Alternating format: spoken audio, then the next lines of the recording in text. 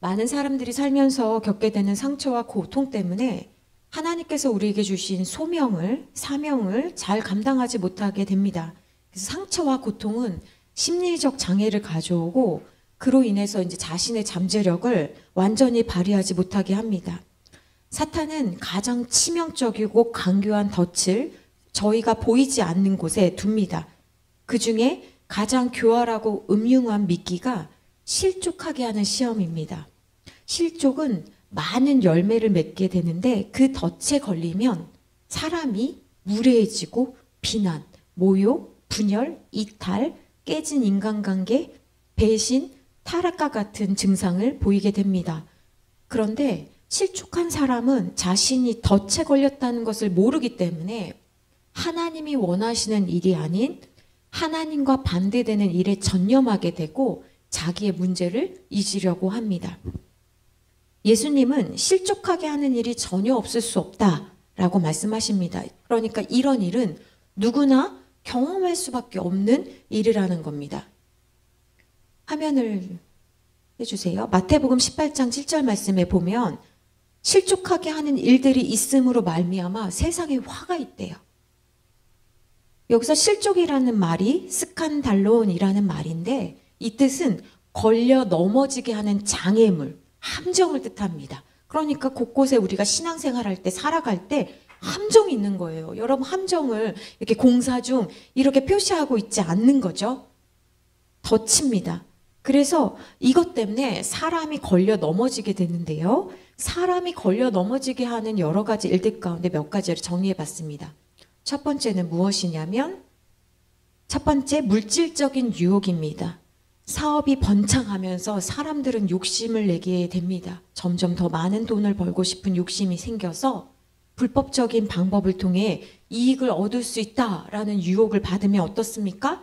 모른 척하고 그렇게 해야 되는가 보다 하고 그걸 따라가는 거예요. 예를 들어 정직하게 세금을 내는 게 사람들은 바보 같다라고 합니다. 그래서 어떻게 하면 편법을 쓸까? 사람들처럼 할까라는 것을 생각합니다. 주일에 일하면 수당을 1.5배 이상 더 주니까 출근하겠다고 자원하기도 하고 어쩔 수 없이 하겠습니다 라는 말을 하기도 합니다. 두 번째는 세상적인 가치관과의 충돌입니다. 어떻게 사람을 넘어뜨리는가? 세상의 가치관과 하나님이 원하시는 가치관이 충돌할 때 눈치가 보이니까 사람들의 편에 서서 그들의 문화에 동화하고 하나님이 기뻐하시는 삶의 방식에서 멀어지는 경우입니다. 그래서 많은 크리스찬들이 세상 사람들과 똑같이 너무 잘 먹고 마시고 놀고 그래서 구별이 되지 않습니다. 그래서 회사 다니는 사람들이 학교에서 이런 말 하죠. 너 교회 다녔어? 그러니까 자기는 실족하게 한 적이 없는데 그 모습을 보면서 신앙이 어린 사람들은 어머 어떻게 믿는 사람들이 저렇게 하지? 라고 말하는 거예요. 여러분 감사하게도 우리 교회에는 한 번도 그런 갈등을 경험해 본 적이 없는데요. 교회에 갈등이 생기잖아요. 그럼 굉장히 우스운 일이 생기는데 1층은 A라는 팀이 예배드리고요. 2층은 B라는 팀이 대치하면서 예배를 드립니다. 모두가 하나님의 영광을 위해서 예배 드리는데 깡패들을 동원해가지고 서로의 교회를 지키겠다고 합니다. 그러면 그런 모습을 보고 그런 교회를 다니는 성도들에게도 굉장히 어려움이 생기고 그 주변 사람들에게도 현수막에 막 서로 대치되어 있는 갈등 상황들이 막 비난과 조롱이 되어 있는 거 보면 참 마음이 어려운 거예요. 그러니까 세상적인 가치가 내가 그것을 포기하지 않겠다. 돈과 관련되어 있고 권력과 관련되어 있으니까 굉장히 어렵습니다. 또 어떤 게 우리를 실족하게 하냐면 먼저 믿은 성도들의 모습이 우리를 실족하게 합니다. 그러니까 목회자의 비윤리적인 행동을 목격하거나 교회 내에서 성도들 간의 갈등과 분열을 경험할 때 교회에 대한 신뢰를 잃어버리는 거예요. 저런 사람들이 예수님 믿는가? 예수님 안 계신가 보다 라고 생각을 하는 거예요. 특별히 여러분 죄직회 때나 원래회 때 여러분들 진짜 말씀 잘 하셔야 돼요. 왜냐하면 청년들이 그때 많이 실망하고 교회를 떠납니다. 교회 다니는 사람들이 어떻게 저렇게 말을 하지? 라고 생각하는 거예요. 그래서 청년들에게 어떤 모습을 보일까? 다른 교육보다도 죄식회 때 우리가 어떻게 교회를 해나가는지에 대한 모습이 굉장히 중요합니다. 어떤 교회 가면 이름을 막 부릅니다. 막 이름을 야 이러면서 막 이름을 불러요. 자신들에게는 아무런 문제가 되지 않는데 그런데 그 모습을 본 사람들은 마음이 불편합니다. 너무 편하게 말을 해도 이게 자기들끼리 친하다는 것을 알려주는 것이라서 불편합니다. 또 어떤 사람들은 그렇게 편하게 말 놓는 게 싫은 사람들이 있거든요. 그런 식으로 하면서 파벌이 생기고 힘이 생깁니다. 그래서 저 사람과 저 사람 너무 친하지 라는 생각이 들 정도로 보이면 안 되는 거예요, 교회는. 또 어떤 교회 장로님이 너무 권위의식이 강해가지고 막 집사님들에게 야 하면서 막 이래라 저래라 막 너무 심하게 했습니다. 장로님이 성격이 강하니까 어디에서나 그런 모습을 보였어요. 그런데 대부분 참고 넘어갔는데 어떤 집사님이 이제 장로님한테 따지기 시작했습니다. 내가 교회에 봉사하러 온 거지 내가 당신 말 들으려고 온 거냐. 장로님 때문에 교회 못 다니겠다라고 하니까 장로님은 너무 놀란 거예요. 그러면서 요즘 젊은 사람들 너무 무섭다라고 말할 뿐 자기가 어떻게 말을 했는지를 생각해 보지 않더라고요. 그러니까 누가 잘했다 잘못했다라는 게 아니라 내 모습이 내 말이 실족하게 할 수도 있다라는 거예요. 교회들을 가보시면 어떤 교회는 카페트가 있어서 그래서 음료를 못 가져오게 하는 경우도 있지만요. 어떤 경우에는 카페트가 되어 있지 않은데도 음료를 전혀 가져오지 못하게 하는 경우가 있습니다. 물론 자기가 그냥 뭐 텀블러에 물을 가져오는 경우에는 뭐 검사하지는 않죠. 근데 왜 이러냐면요. 어떤 분들은 말씀을 집중하고 잘 듣고 싶은데 사람들이 이제 음료수를 가져오잖아요. 그러면 이게 마음이 불편하다고 이제 교육자들에게 이야기를 합니다. 왜 이런 거 가지고 말하냐. 먹는 사람들은 막 말을 하거든요. 이거는 뭐 이런 것까지 얘기하냐라고 하는데 이게 마시는 사람들은 몰라요. 무슨 냄새가 나는지. 이게 마시는 사람들은 모르지만 그 냄새도 나기도 하고 또 컵 놓는 소리들을요. 그냥 탁탁 놓습니다. 그럼 이게 거슬리기 시작하는 거예요. 그러니까 교회에 웬만한 교회들은 음료도 가져오지 말라고 아예 공지를 하는 게 그런 연약한 사람들 때문에 그렇습니다. 어떤 사람이 이제 평신도가 어떤 집사님이 찬양 인도를 했어요. 근데 꼭 이렇게 찬양 인도하면 평가하시는 분들이 있잖아요. 어떤 권사님이 찬양 인도하는 집사님한테 찬양 너무 좋다. 근데 앞에 서려면 살을 좀 빼야 될 것 같다. 이렇게 얘기를 한 거예요. 그러니까 그때부터 어떤 생각이 듭니까? 살을 빼야겠구나 라는 생각이 들고 눈만 마주치면 살 빼야 되는데 이게 힘들지 않습니까? 그래서 열심히 살을 빼려고 하지만 살이 잘 빠집니까? 살이 안 빠져요. 근데 어느 날 이 권사님이 또 다른 집사님이 찬양 인도를 했습니다. 그러니까 그 권사님이 우리말로는 그냥 눈치 없이 A라는 아까 집사님에게 야, B 진짜 잘하지 않냐? 정말 잘하지 않냐? 이렇게 이야기를 하는 거예요. 그러니까 A가 들었을 때 같이 잘한다고 얘기해 주기도 좀 그렇고 마음이 속상했다라고 이야기를 하거든요. 그러니까 권사님은 무슨 말을 하는지를 모르고 지금 다른 사람들을 걸려 넘어지게 하고 있는 거예요. 근데 걸려 넘어지게 했다고 그 사람도 자기를 돌아봐야 되지만 또 넘어진 사람도 생각을 해봐야 되는 거예요. 왜 나는 자꾸 저 권사님의 말에 넘어지지? 그러니까 우리가 두 가지를 알아야 됩니다. 내가 지금 하는 말과 행동이 다른 사람에게 어떤 영향력을 행사하고 있지? 다른 사람을 혹시 실족하게 하는 일은 아닌가라고 되돌아봐야 되고요. 동시에 자꾸 넘어지는 분들은 내가 왜 자꾸 이거에 넘어지지? 라는 것을 생각해 볼 수 있어야 돼요. 그래서 제가 오늘 여러분과 함께 나누고자 하는 말씀의 제목이 내가 왜 그런 감정을 느끼는지를 생각해 봐야 한다라는 거예요. 대부분의 성도님들은 그냥 생긴 대로 삽니다. 하고 싶은 대로 해요. 그러면요, 교회는 성숙해지지 못합니다. 고린도전서 8장 13절 앞에 보고 같이 한번 합독하시겠습니다. 시작. 그러므로 만일 음식이 내 형제를 실족하게 한다면 나는 영원히 고기를 먹지 아니하여 내 형제를 실족하지 않게 하리라. 여기서 고기는요, 이방신에게 바친 고기예요. 그러면 신자는 어떻게 해야 될까? 바울은요, 합법적으로 먹었던 음식이라고 할지라도 그것이 연약한 형제를 실족하게 하는 것이 된다면 기꺼이 내가 영원히 그 음식을 먹지 않겠다고 하고 있습니다. 개인의 자유가 소중하지만 신자는 연약한 동료를 위해서 자신의 이익과 관련된 자유를 포기할 수 있어야 돼요. 여러분, 예수님도 포도주 먹었잖아 라고 이야기하시는 분들은 예수님께서 내가 다시 너희들 재림한 다음에 너희를 만날 때까지 내가 포도주를 입에 대지 않을 거야 라고 하신 그 말씀은 말하지 않더라고요. 한 사람의 욕구를 충족시키는 것은 그가 행사한 자유로 인해서 실족할 수도 있는 연약한 형제의 구원에 비하면 그것은 별로 중요한 게 아닌 거예요. 근데 많은 성도님들이 교회를 다니면서도 내가 했던 대로, 내가 먹고 싶은 대로, 내가 말하고 싶은 대로 살아가요. 그건 변화한 성도가 아닙니다.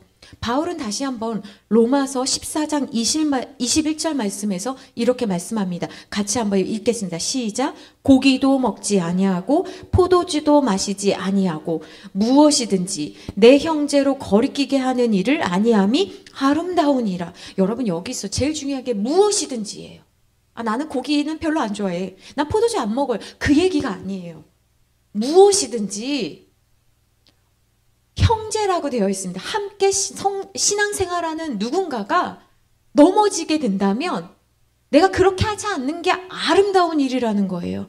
그러니까 여러분 무엇이든지를 여러분 기억하셔야 됩니다. 내가 먹는 게 뭐가 틀려요? 아니요. 틀렸다는 얘기가 아니에요. 먹을 수 있어요. 불법이 아니에요. 그러니까 우리가 항상 이야기할 때 이거를 옳고 그른 걸로 이야기하면 안 돼요. 내 행위가 아직 흔들리고 확신 있게 서 있지 못한 형제를 당황하게 하거나 혼돈하게 하는 일이라면 먼저 믿은 우리는 주의해야 한다라는 거예요. 여러분 이 말씀을 잘 기억하십시오. 옳고 그르냐로 내가 틀렸습니까? 그 얘기하는 게 아니에요. 내 행위가 누군가의 영혼에 어떤 영향을 미칠 수 있기 때문에 조심해야 한다는 거예요. 여러분 아시겠습니까? 그래서 먼저 믿은 사람들이요. 이 무엇이든지를 아셔야 되는 거예요. 누가 아비입니까? 누가 엄입니까? 저는 이 수요자녀 축복기도에 나오신 여러분들이 우리 교회에 정말 중직이라고 믿습니다. 그러니까 여러분들에게 말씀드리는 거예요. 성도가 직분을 받는다는 것은 이런 점에 있어서 책임을 뜻합니다. 무슨 책임입니까? 연약한 자를 살피기 위한 책임인 거예요. 내가 하고 싶은 대로 살지 않겠다라는 것입니다. 내가 먹고 마시고 입는 거, 말하고 행동하는 거, 눈에 보이는 것들입니다. 연약한 성도는 아쉽지만 이런 것으로 판단합니다. 저는 그런 동기가 아니에요. 그렇게 말해도 그것 때문에 누군가가 어려움을 겪는다면 하지 말아야 되는 거예요. 형제를 위해서 하지 않는 거, 그게 이타적인 사랑입니다. 어떤 분들은요, 목회자가 추리닝 입고 다니는 거 힘들어합니다. 그래서 여러분들 우리 교회는 안 그러지만 너무 감사해요. 그래서 어떤 분들은 시장 안 다녀요. 모르셨죠? 왜 목양실에 화장실이 있는지 아세요? 왜 목사님들이 점심에 우리는 같이 먹잖아요. 왜 목양실 가서 거기서 식사하시는지 아세요? 사람들이 싫어서가 아니에요. 많이 먹으면 먹는다고, 적게 먹으면 적게 먹는다고. 제가 저희 남편도 목사님이잖아요. 이 방송에 지금 송출되기 때문에 예전에 저희 목사님이 이제 양복이 와이셔츠가 구겨지잖아요. 그러면 그 이야기를 저한테 하시는 거예요. 왜 구겨지냐고. 제가 할 말이 없지요. 처음에는 사실은 저도 어리니까요. 화딱지가 나더라고요. 그걸 왜 나한테 이야기하지? 뭐 하라는 거예요, 저보고? 잘하라는 거잖아요. 근데 아시다시피 저도 사부잖아요. 저도 바쁘잖아요. 사역하잖아요. 근데 그러면 어떻게 해야 돼요? 어떤 사람은 그것만 보이는 거예요. 여기 이렇게 쭈글쭈글한 것만 보여요. 그러면 제가 화딱지 나니까 에휴, 그 무슨 상관이에요? 그럼 권사님이 하시든지 뭐 이래요? 아니잖아요. 화딱지는 나지만 다려야죠. 왜? 연약한 성도는 그것만 봐요. 제가 매니큐어 왜 안 하는지 아세요? 제가 웬만하면 귀걸이 거의 한 달 하거든요.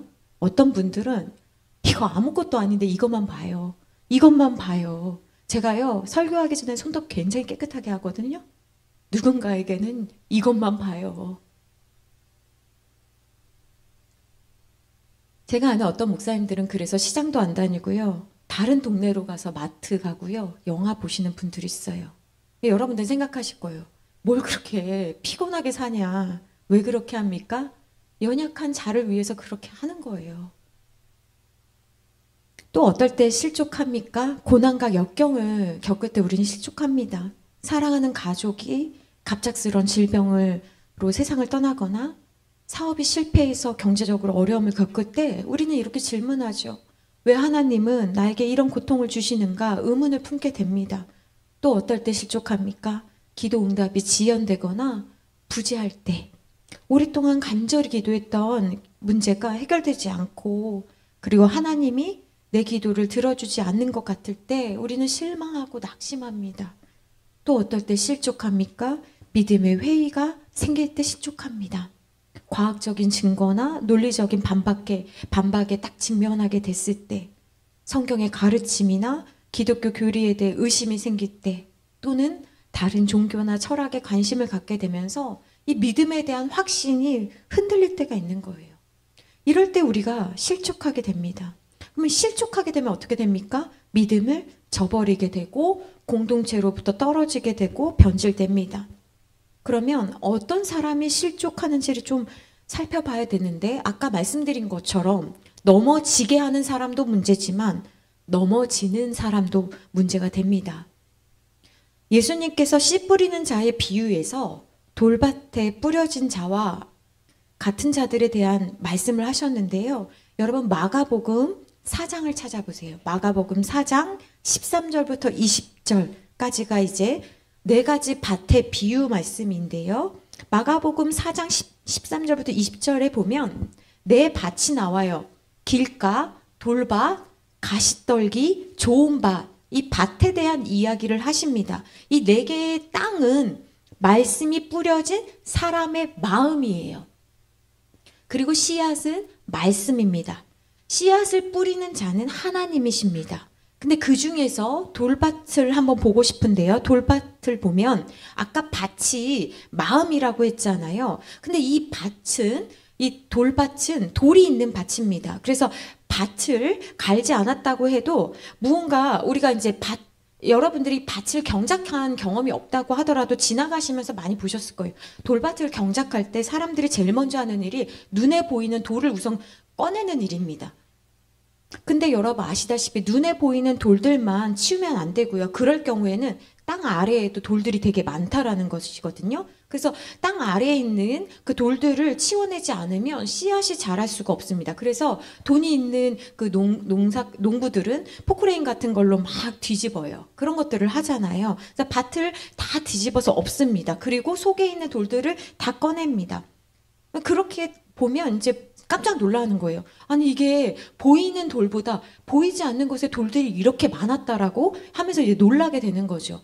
이 돌들은 씨앗의 성장을 방해하는 것입니다. 그런데 내가 귀찮다고 힘들다고 그냥 눈에 보이는 돌들만 치우고 땅 아래에 있는 돌들을 치우지 않으면 어떻게 되냐면, 오늘 마가복음 4장 16절과 17절 말씀에 여러분 같이 한번 읽어보실까요? 16절 말씀입니다. 시작. 또 이와 같이 돌밭에 뿌려졌다는 것은 이들을 가리킴이니 곧 말씀을 들을 때에 즉시 기쁨으로 받으나 그 속에 뿌리가 없어 잠깐 견디다가 말씀으로 인하여 환난이나 박해가 일어나는 때에는 곧 넘어지는 자요.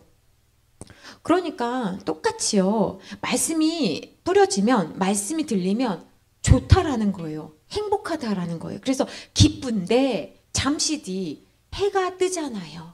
그러면 어떻게 됩니까? 땅 아래에 있는 돌들이 열을 받기 시작합니다. 그러니까 하나님의 자녀답게 선택하고 결정하고 살아가는 것이 아니라, 이 환난이 오면 뿌리가 얕으니까 자기가 원래 살았던 방식대로 살아가려고 하는 거예요. 그러니까 환난이 오고 어려움이 오면 밭이 경작된 게 얕으니까 금방 자기의 원래 모습을 보이고 자라지 못하는 겁니다. 그럼 생각해 보셔야 돼요. 여러분, 해가 비추는 게 문제입니까? 아니잖아요. 환난이 온 게 문제입니까? 아닙니다. 그럼 씨앗이 문제입니까? 아니에요. 문제는 무엇입니까? 돌밭의 문제는 뭐예요? 돌이 있다라는 게 문제예요. 그러니까 돌이 있기 때문에 무엇을 해야 돼요? 돌을 치워야 되는 거예요. 이 돌의 특징은 무엇입니까? 딱딱합니다. 돌은 부서지지 않아요. 그러니까 용서하지 않습니다. 강팍한 거예요.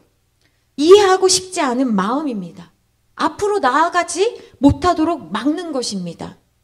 어떤 권사님이 시집을 갔는데 맏며느리예요. 가난한 집에 돌봐야 할 시동생, 시아주버님, 아가씨까지 있었습니다. 이게 시집을 온 건지 몸종으로 온 건지 알 수 없을 정도로 힘들었다고 합니다. 낮에는 가게에서 일하고 밤에는 집에 와서 밥하고 빨래하고, 그러니 얼마나 힘들었겠습니까? 그런데 이 시댁의 어떤 가족도 이분의 노고를 알아주지 않았습니다. 당연히 그렇게 해야 한다라고 생각하니 이 사람은 하면서 부하가 올라오고 얼마나 기가 차고 어이가 없었겠습니까?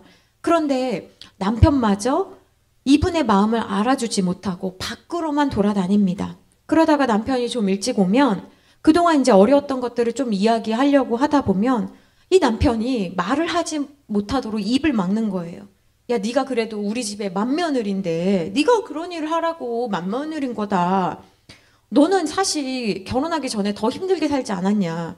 네가 우리 집보다 더 가난한 집에 살았으면서 지금 너는 그래도 쌀밥 먹지 않냐. 돈 걱정은 하지 않지 않냐.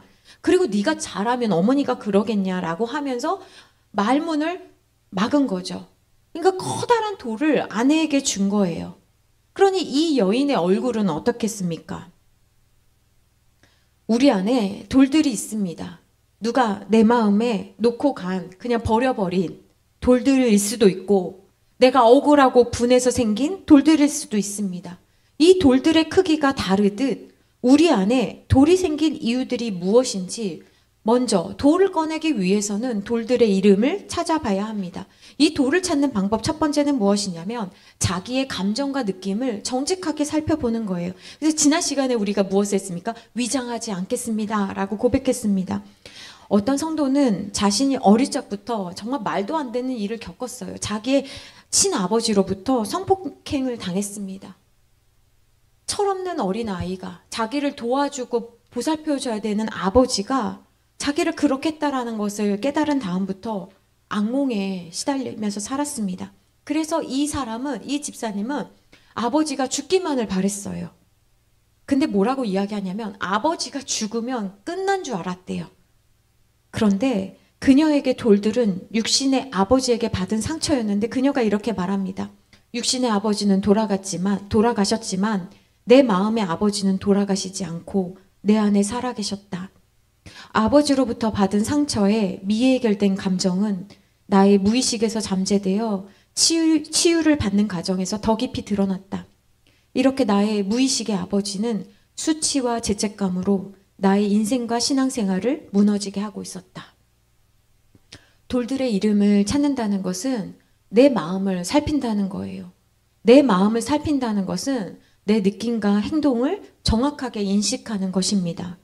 내 안에 일어나는 감정들을 피하지 않고 마주하는 것이 누구나 두렵습니다. 그러나 그 감정을 직면하고 피하지 않으려고 하는 거예요. 그래서 특히 도움이 되는 것은 내 마음에 어떤 갈등이 있었는지를 생각해보고 그냥 그 감정이 날아가도록 두는 게 아니라 붙잡아서 감정 일기를 써보는 겁니다. 답을 찾지 못해도 괜찮아요. 그래도 그런 감정 일기를 쓰면서 나 자신에게 질문을 던져보고 떠오르는 것이 있다면 기록하는 겁니다. 그래서 감정 일기는 나의 감정과 대화하는 거예요. 그렇게 자기의 감정을 인식하는 능력이 생기면 내가 어떤 자리에서 이런 감정을 느끼는지를 알게 되고 그 다음에 알게 되면 어떻게 되냐면 다룰 수 있게 되는 거예요. 어떤 분은 결혼하기로 약속한 다음부터 갑자기 어지럽고 가슴이 아파오기 시작했습니다. 숨을 도저히 쉴 수 없어서 급히 응급실로 가서 심장 검사를 대부분 받거든요. 근데 아무 이상이 없다고 해요. 그러면 무엇을 의심해야 되냐면 이런 증상을 공황 발작이라고 합니다. 극도로 심리적 불안감과 압박감이 이제 신체적 증상으로 표출돼서 숨을 못 쉬는 거예요. 근데 왜 지금 결혼을 앞두고 지금일까? 그녀는 엄마 껌딱지로 유명했습니다. 학교가 끝나고 집에 오면 늘 엄마를 따라다녔고 시시콜콜 엄마한테 다 이야기했습니다. 엄마가 자기의 모든 것을 알아야지 안심했습니다. 그러니까 어릴 적부터 자기가 제대로 된 결정을 하지 못할 것이라고 생각하고 무엇을 할 때 늘 엄마와 상의하고 엄마가 결정해 주는 게 굉장히 편했다고 합니다. 그런데 이제 그토록 의존했던 엄마랑 떨어져서 결혼한다고 하니까 사랑하는 남자와 결혼하는 일임에도 불구하고 자기가 힘든 거예요. 그러니까 그녀에게 돌은 결혼이 아니라 내 결혼 준비 때문에 힘든가 보다. 그게 아니라 그녀에게 돌은 엄마를 의존하는 마음이었습니다. 자기가 어떻게 느끼고 행동하는지에 대한 정확한 인식이 있다면 우리는 하나님의 뜻에 합당한 방식으로 살아가면서 새롭고 건강한 관계 유형을 개발할 수 있습니다. 그래서 감정을 발견하고 이름을 붙이는 것은 내 마음이 어떻게 움직이는지를 관찰하는 일이고, 내가 다른 사람과 상호작용하면서 생기는 마음의 변화를 관찰하는 일입니다. 그러니까 생각해 봐야 되는 거예요. 내가 사랑하는 사람과 결혼하는데 왜 마음이 힘들지? 왜 숨쉬기가 힘든 거지? 그러면서 자기 마음의 깊은 뿌리에 자리 잡고 있는 엄마와의 분리불안이라는 돌을 꺼내야 되는 겁니다. 자기의 마음을 살핀다는 것은 신체 반응을 인식하는 훈련입니다. 어떤 상황에서 내가 느끼는 신체 반응을 면밀하게 살펴보는 것이 감정에 관심을 기울이는 훈련입니다. 내가 어떤 상황에 되면 위장, 긴장성 두통, 이갈이, 깍지나 팔짱, 뒷목이 뻣뻣해지기, 얼굴이 붉어지기, 발을 떨기, 불면증, 이런 몸의 증상을 통해서 내가 왜 이런 반응을 할까 생각해 볼 수 있어야 돼요. 여러분, 몸은 감정을 표현하는 그릇입니다. 저는 턱관절로요, 한 2년간 병원을 다녔어요. 그래서 그 병원에서 맞춰준 그것도 이렇게 했는데요. 지금도 사실 턱이 안 좋습니다. 그래서 입을 아주 크게는 못 벌리거든요. 저는 이 증상이 이제 턱에 문제가 있다는 걸 어떻게 알았냐면요. 어느 날 이제 교회에 출근하려고 아침에 일어났는데 입이 안 다물어지는 거예요. 그래서 침이 이렇게 질질질 나오는, 그래서 교회에 출근할 수 없는 그 지경이 돼서 깜짝 놀랐습니다. 병원에 갔더니 이갈이가 너무 심하다는 거예요. 그래서 저는 그때 알았어요. 그래서 저는 일을 갈지 않아요 했는데, 이제 남편도 너무 피곤하고 저도 피곤했으니까 제가 일을 갔는지는 몰랐어요. 근데 이분이 의사가 뭐라고 하시냐면 항상 긴장해가지고 여기를 꽉 붙잡고 있대요. 그래서 그때 알았어요. 생각해 보니까 제가 책을 읽을 때 긴장하니까, 그리고 또 사역을 하면서 긴장하니까 저도 모르게 무엇을 하고 있냐면 여기를 꽉 물고 있는 거예요. 그래서 이게 턱에 변형이 오고, 그리고 두통을 일으킬 뿐만 아니라 그냥 입이 다물어지지 않아서 엄청 고생을 했거든요. 깜짝 놀랐어요. 그러니까 저는 그때 알았어요. 아, 내가 긴장하면 혹은 잘하고 싶으면 턱을 이렇게 붙잡고 있구나, 이를 붙잡고 있구나. 가만히 생각해 보면 예를 들면 폭삭 속았수다 이런 거 볼 땐 제가 입을 벌리고 보고 있거든요. 이게 편한 거예요. 근데 뭔가 긴장하고 있으면 꽉 붙잡고 있더라고요. 그러니까 그런 것들을 통해서 나의 그 신체를 통해서 내 감정을 역으로 읽는 거예요. 몸은요, 감정을 표현하는 그릇이거든요. 이 감정은 내가 무언가 무서워하거나 불안하거나 힘들어하거나 싫어하면요, 다른 사람한테 들키고 싶지 않고 내 자신에게도 들키고 싶지 않으니까 어떻게 합니까? 눌러요, 감정은. 누르고 심지어 내가 그걸 느낀다고 인지조차 못합니다. 그러니까 저는 이를 제가 갈고 있는지도 몰랐고, 제가 긴장하면 이렇게 어금니를 꽉 물고 있는지도 몰랐던 거죠. 이렇게 왜곡을 한다라는 거예요. 그래서 우리는 감정이 주는 것을, 그런 메시지를 많이 놓쳐요. 근데 이걸 알아차릴 수 있는 방법이 신체 언어라고요. 신체 반응 언어라고요. 그러니까 내가 왜 배가 아픈지. 여러분은 잘 모르시지만 저는 설교할 때나 강의할 때 화장실을 진짜 많이 가요. 그러면 이제는 불편하지가 않아요. 아, 또 긴장해서 가는구나. 제가 이렇게 얼마나 오랫동안 이 자리에 섰어요. 그래도 여전히 저는 또 가는구나. 이제 아는 거예요. 그러니까 자기 감정을 알지 못하면 하나님 앞에서 솔직해져라라고 이야기를 해도 전 솔직한데요? 라고 생각하는 거예요.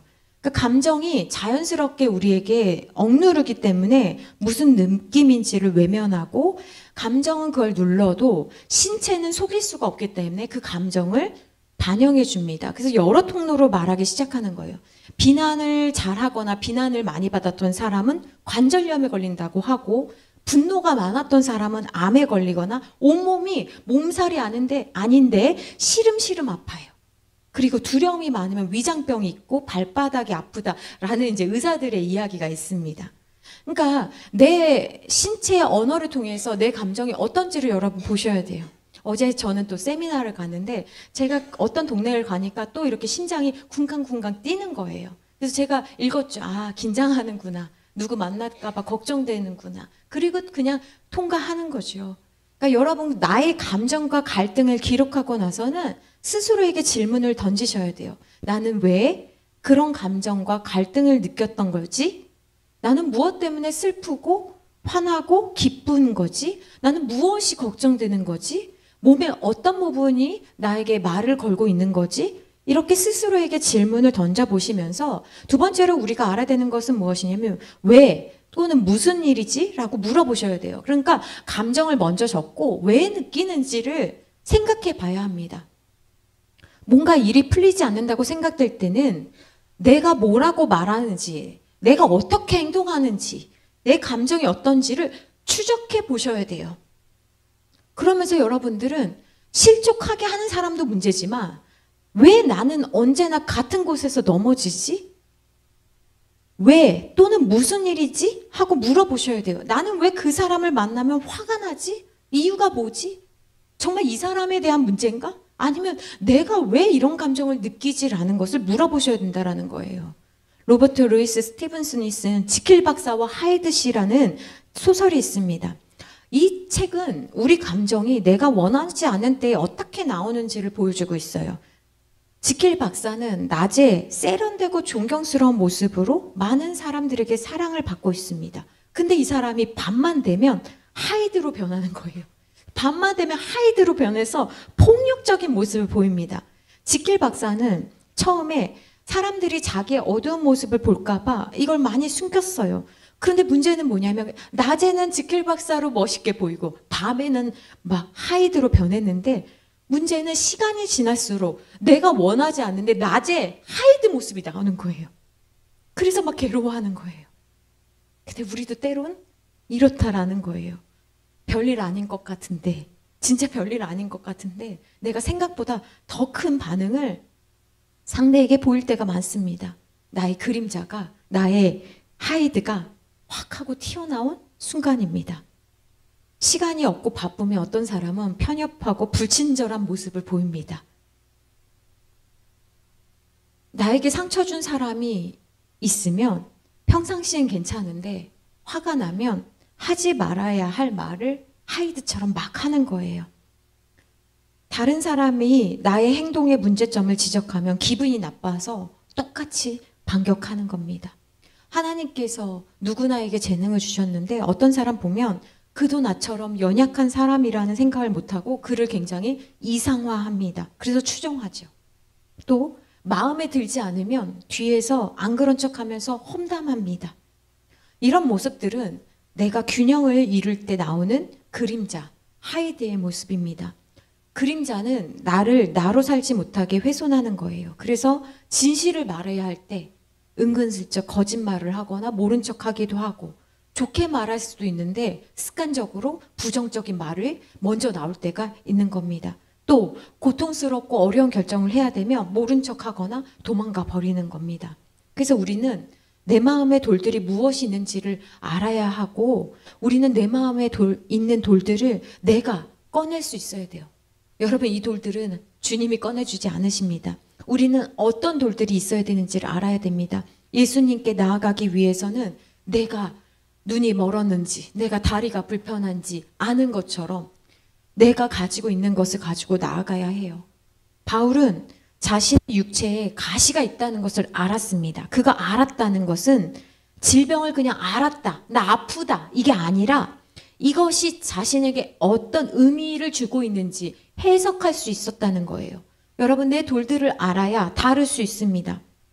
바울은 육체의 가시가 괴로웠지만 그는 이 괴로움을 해결받기 위해서 우리처럼 이것 좀 없애주세요라고 오랫동안 기도했습니다. 그런데 기도하면서 무엇을 알았습니까? 이것이 하나님으로부터 받은 선물이라고 해석하게 되고 알게 되고 깨닫게 됩니다.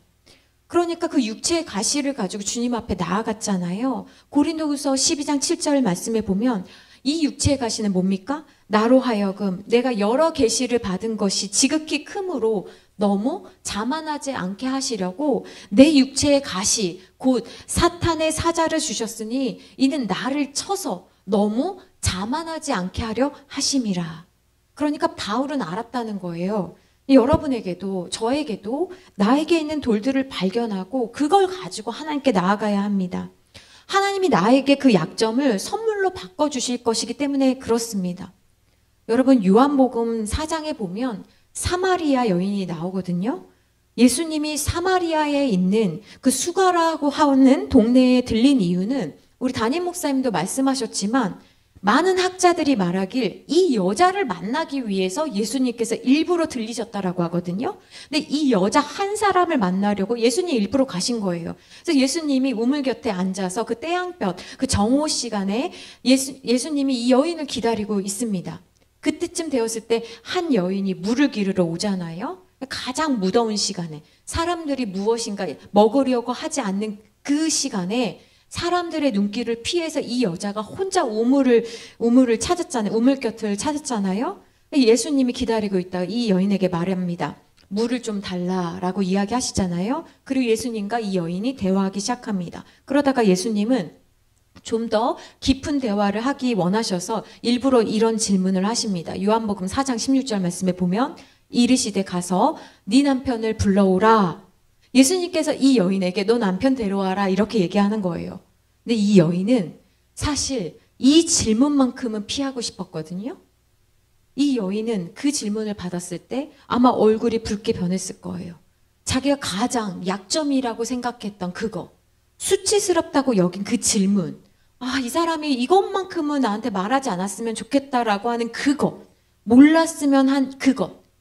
그래서 이 여인은 처음 봤잖아요, 예수님을. 그러니까 굳이 처음 본 사람에게 뭐 내가 이런 것까지 말할 필요가 있나 싶어서 딱 잡아떼고 이렇게 말합니다. 17절입니다. 여자가 대답하여 이르되 나는 남편이 없는데요. 이렇게 이야기를 하는 거예요. 남편을 데려오라 라는 예수님의 질문에 그녀는 남편 없어요 라고 말합니다. 그러니까 이 정도로 말하면 웬만한 사람은 안 물어보잖아요. 끝날 줄 알았죠? 근데 예수님은 계속해서 왜라고 질문하십니다. 예수님은 그녀가 그녀의 마음 깊은 곳에 숨겨둔 그 밭 아래에 숨겨둔 돌들에 대해서 꺼집어내서 말하기를 원하세요. 예수님은 우리에게도 계속해서 이 왜라는 질문을 던지십니다. 왜 나는 항상 모임에 늦게 가지? 왜 나는 어떤 사람을 피하고 있지? 왜 나는 오늘 모임에 가는 게 두렵지? 왜 나는 그 사람에게 전화하는 게 힘들지? 왜 나는 맨날 안 좋은 얘기부터 하는 거지? 왜 나는 그렇게 인정받고 싶은 거지? 왜 나는 예배 시간에 그렇게 내가 하고 싶은 대로 계속 하려고 하는 거지? 왜 나는 슬픈데도 웃고 있는 거지? 왜 나는 안 된다는 말부터 하는 거지? 왜 나는 그렇게 있는 척을 하고 있는 거지? 이런 질문들은 내 마음속에 깊은 곳에 자리 잡고 있는 것이 무엇인지를 면밀하게 보여줍니다. 그러므로 여러분은 여러분 자신의 말과 행동과 감정에 대해서 왜라고 질문 던지셔야 돼요. 당연히 했던 일들, 그게 나라고 생각했던 일들, 이게 뭐가 문제야 라고 생각했던 것들에 대해서 왜라는 질문을 던지시면서 내 마음에서 일어난 일들, 그 동기와 목적, 생각과 감정들에 대해서 여러분 자신에 대해서 물으셔야 합니다. 그리고 그 돌들을 가지고 이제 예수님의 십자가와 맞교환해야 합니다. 여러분, 베드로는 예수님이 잡히시던 날에 대제사장의 그 뜰까지, 집들까지 따라갔습니다. 그리고 그곳에 많은 사람들이 베드로를 보면서 말했어요. 너 그와 같은 무리지? 라고 했을 때 여러분 다 아시다시피 어떻게 했습니까? 베드로는 아니라고 했잖아요. 그것도 3번씩이나 아니라고 했습니다. 그가 왜 그렇게 했냐고요? 너무 두려웠어요. 사람들이 예수님을 어떻게 잡아갔는지 알잖아요. 그리고 잡아가서 무엇을 할지 알잖아요. 그러니까 내가 나 예수님과 같은 무리였어, 무리야 라고 말하면 사람들의 반감에 저항될 만큼 자기는 지금 내가 예수님에 대한 확신이 충분하지 못했죠. 그러니까 베드로는 어떻게 하고 있습니까? 지금 다른 사람들이 나를 어떻게 생각할까 하는 그 두려움에 사로잡혀 있습니다. 그러니까 이게 우리한테 충격인 거예요. 우리는 때때로 하나님을 사랑한다고 고백하고 진심으로 하나님을 생각합니다. 그런데 다른 사람이 우리를 방해하거나 다른 사람이 우리를 어렵게 할 때 그 생각에 위축돼서 자유롭지 못할 때가 너무나 있습니다.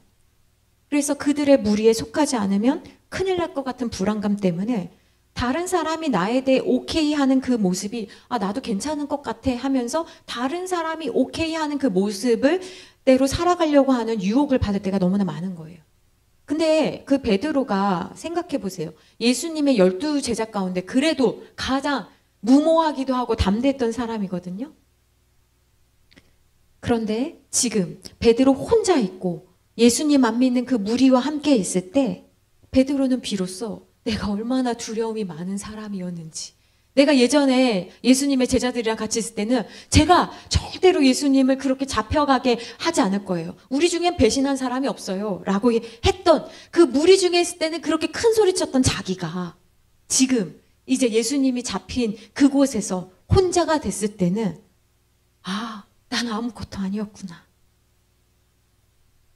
자기 자신에 대해서 알게 된 거예요. 긴박하게 지금 예수님이 잡혀갔고 끌려갔고 매맞고 있을 때 그 상황 속에서 베드로는 이 험한 분위기 가운데 내가 어떻게 살아야지? 내가 이런 일을 당하지 않으려면, 예수님처럼 이런 험한 일을 당하지 않으려면 가장 좋은 방법은 모른다라고 부정하는 일이에요.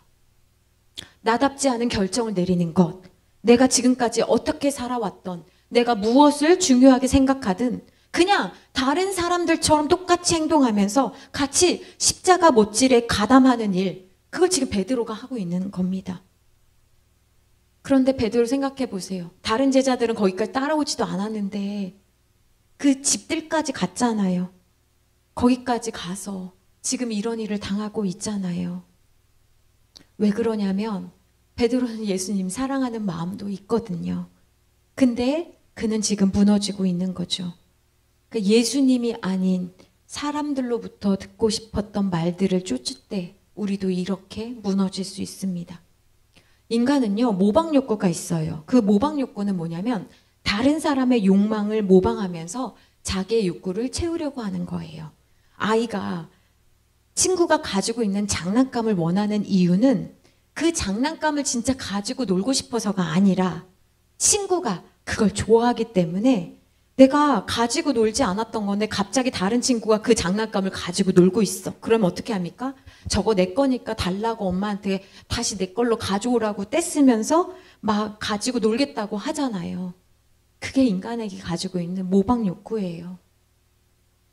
신앙도 이처럼 모방하다 끝날 수 있습니다. 아나니와 삽비라는 모방하다가 죽었습니다. 바나바가 자기 소유를 팔아서 이제 사도들 앞에 가져왔습니다. 그래서 많은 사람들이 바나바를 칭찬하며 땅이나 집이 없었던 사람들이 이제 집을 갖게 되었고 사용할 수 있게 되었고, 이런 희생이 평범한 일이 아니었기 때문에 많은 사람들에게 영향력을 미쳤어요. 모범이 됐습니다. 이 이야기가 사도행전 4장에 나오는데요. 5장에 가면 바로 아나니아와 그의 아내 삽비라 이야기가 등장합니다. 그리고 이들도 자기의 소유를 팔아서 그걸 사도들에게 가져옵니다. 그런데 문제는 2절이에요. 사도행전 5장 2절 말씀 같이 합독하십니다. 시작. 그 값에서 얼마를 감춤해 그 아내도 알더라. 얼마만 가져다가 사도들의 발 앞에 두니. 그러니까 이들도 처음에 자발적으로 자기들이 저희도 재산을 어떻게 하겠다라고 작정한 거예요. 근데 문제는 무엇이냐면 일부를 드리면서 하나님께 전부 안 바쳐서 벌 받았다, 그 얘기가 아니잖아요. 일부를 드리면서 전부를 드린 것처럼 속였다는 게 문제인 거예요. 그러면 왜 일부만 드려도 사실 엄청난 거잖아요. 근데 도대체 왜 속였을까? 그들 부부에게 돌은, 그 마음에 있던 돌은 뭐였냐면 모방이었어요. 껍데기 신앙. 그들은 바나바를 모방했습니다. 그래서 적게 드리고도 바나바처럼 동일하게 칭찬받고 싶었어요. 그들의 겉으로 보이는 모양은 하나님을 향하고 있었지만 그들의 속마음은 뭐예요? 인정, 탐욕, 속임, 시기. 여기에서 비롯됐습니다. 그래서 그들은 죽은 거예요. 여러분, 하나님은요, 우리가 무엇 때문에 이것을 하는지, 정말 누구에게 인정을 받고 싶은지를 우리에게 물으십니다. 예수님을 부인하고 모른다고 했던 베드로는 지금 그 타인들의 시선에서 사회적 메시지를 따르고 있는 거예요. 그러니까 베드로가 처음으로 느낀 갈등과 고민이었어요. 예수님을 따르던 사람들 사이에서 누렸던 것과는 다른 거죠. 예수님이랑 같이 있을 때는요, 베드로가 말하면 사람들이 어떻게 그런 말을 해? 하면서 신기하게 생각해 봤어요. 야, 진짜 우리 중에 가장 믿음 있는 사람은 베드로인가 보다라고 생각했단 말이에요. 근데 지금 예수님을 다 부인하는 그 사이에서 사람들의 그 낯설고 매섭고 차가운 시선을 베드로가 지금 처음 느끼고 있습니다. 그러니까 교회에서는 이렇게 섬기고 나누고 존중하는 것이 당연하니까 이게 어렵지 않은데, 회사나 학교에 가면 내가 그렇게 하는 순간 냉정하고 포악한 무리들의 먹이가 됩니다. 그래서 대부분 크리스찬들이 어떻게 합니까? 최대한 그렇게 안 하려고 숨어 있잖아요. 눈에 띄지 않으려고 자기를 숨기고 움츠립니다. 그러다가 다시 교회에 오면 찬양하고 막 기도하고 전도하고 막. 왜? 예수님을 믿는 사람들이랑 같이 있으니까 막 자신 있어 보이는 거예요. 그런데 다시 회사에 가면, 학교에 가면 마치 냉탕, 온탕을 왔다 갔다 하는 것처럼 자기 안에 질문들이 생기는 거예요. 진짜 내가 원하는 게 뭐지? 교회에서의 나와 집에서의 나, 교회에서의 나와 사회에서의 나는 정말 누구지? 그리고 결정해야 하는 순간들이 옵니다. 사람들이 원하는 나로 살까? 아니면 하나님이 원하시는 나로 살아가야 되는가? 결정해야 되는 순간들이 오는 거예요. 성경의 많은 인물들도 이런 고민과 갈등, 그래서 자신을 잃어버리는 순간들이 있었습니다. 여러분, 아브라함은 애굽 왕이 자기 아내가 아름다운 걸 알고 너무 두려워서, 죽을까 봐 두려워서 그녀를 자기 아내라는 것을 숨겼잖아요. 그러니까 자기가 죽을까 봐 두려워서 아내가 보고 있는데 거짓말했습니다. 야곱은요, 어머니 리브가가 와서 아버지를 속이자, 형을 속이자라고 했을 때 어머니의 말에 맞서기보다는 같이 동조했습니다. 왜 그래요? 어머니가 주는 안정과 인정을 잃어버릴까 봐 거절하지 않았어요. 르우벤은 어떻습니까? 형제들이 다 요셉을 죽이자고 했을 때 르우벤은 그렇게 하고 싶지 않았어요. 그래서 자기는 혼자 생각했어요. 형제들이 다른 데를 보고 있을 때 내가 저 구덩이에 빠진 요셉을 구해줘야지, 살짝 모른 척 살려줄 거야 했는데, 르우벤이 잠시 자리를 비웠을 때 형제들이 어떻게 했습니까? 애굽에 그냥 넘겨버렸거든요. 그러니까 르우벤은 형제들의 그 압력을 이기지 못하고 그냥 굴복함으로 그 형제들과 똑같은 사람이 되어버렸습니다. 아론은 또 어떻습니까? 모세가 시내산에 올라갔어요. 그런데 내려오지를 않네요. 정말 내려올 수는 있는 건지 모르겠어요. 그러자 회중들이 모세가 어딨냐 하면서 아론을 막 쳐서 죽이려고 했습니다. 그러자 아론이 어떻게 했습니까? 눈으로 볼 수 있고 만질 수 있는 신을 그들이 요구했을 때 아론은 그들의 압력에 굴복해서 금송아지를 만들어줬잖아요. 디모데는 어떻습니까? 디모데는 나이가 굉장히 어렸나 봐요. 그러니까 늘 연소했다, 어렸다라고 이야기하거든요. 그 말은 뭐냐면 목회 경험이 부족했다라는 거예요.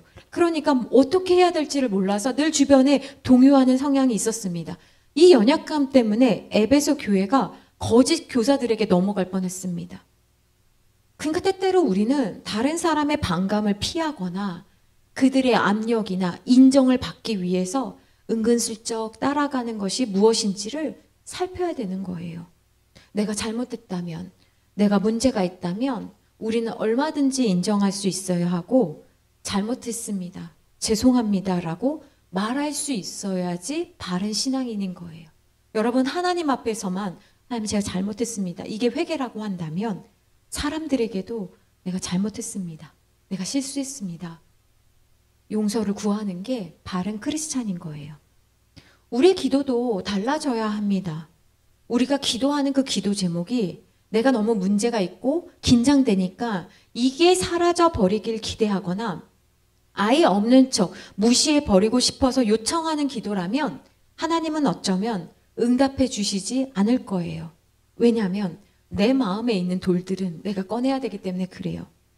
하나님은 우리가 이런 복잡한 상황과 씨름하면서 우리가 하나님 앞에 하나님 저 상처받았습니다, 하나님 저 어렵습니다, 저 어쩔 수 없었습니다 라는 대답을 듣고 싶어 하는 게 아니라 하나님은 우리가 실족하지 않기를 원하십니다. 옳은 이유에서 우리는 멈춰야 합니다. 멈춤은 우리를 변화시킵니다. 두려워서 하는 멈춤은 변화를 이끌어내지 못합니다. 여러분에게 있는, 저와 여러분에게 있는 그 돌들을 살펴봅시다. 그리고 우리가 두려워하는 마음과 나 자신을 방어하고자 하는 그 태도를 극복한다면 우리는, 우리의 그 딱딱한 토양은 부드러워질 것이고 새로운 성장과 가능성이 생길 것입니다. 여러분, 우리 같이 한번 기도할까요? 여러분 마음에 있는 돌들은